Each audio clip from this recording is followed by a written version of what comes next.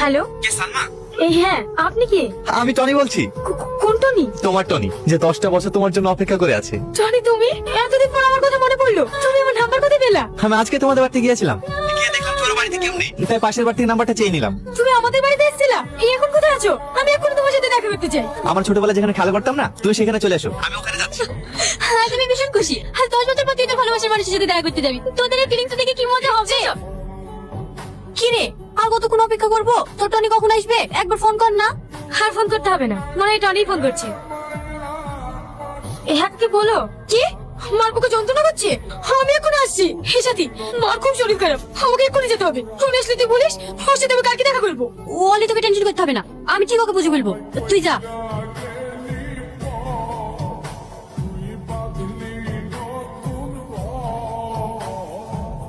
তোমার নাম টনি? হ্যাঁ। Wow, so handsome. তোমার নাম সালমা? হ্যাঁ, আমার নাম সালমা। কতদিন পর তোমাকে দেখলাম, কেমন আছো তুমি? এতদিন ভালো ছিলাম না, সবসময় শুধু তোমার কথাই মনে পড়তো। আজ তোমাকে কাছে পেয়ে আমি অনেক খুশি। আর আমি হচ্ছে তোমাকে ছেড়ে খুব ভালো ছিলাম। আমি শহরে ছিলাম ঠিকই, কিন্তু আমার এই মনটা সবসময় গ্রামেই থাকতো। কেন জানো? কারণ আমার এই প্রিয় মানুষটাতে গ্রামে থাকতো। তাই বুঝি? হ্যাঁ, দাঁড়িয়ে থাকবো নাকি? চলো কোথায় বসি। হ্যাঁ, চলো।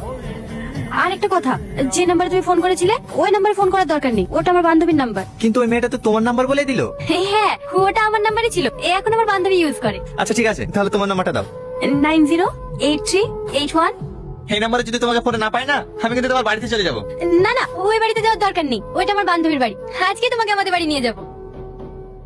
সাথী, এই সাথী, তোমাকে একটু পরে ফোন করছি।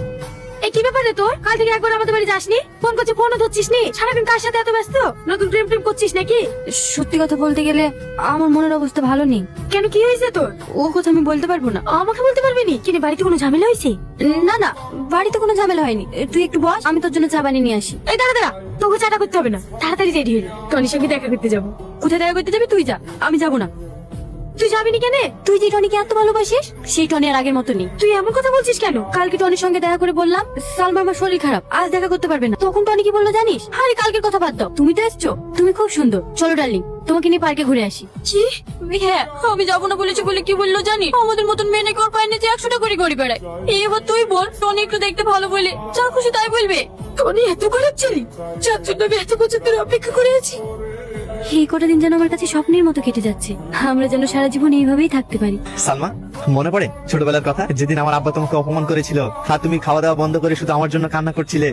সেদিন তোমার হাতে হাত রেখে একটা কথা বলেছিলাম, মনে আছে? আমার সব মনে আছে। ওই সব অতীতের কথা তুলে আমাকে কষ্ট দিও না, চলো এদিকে যাই।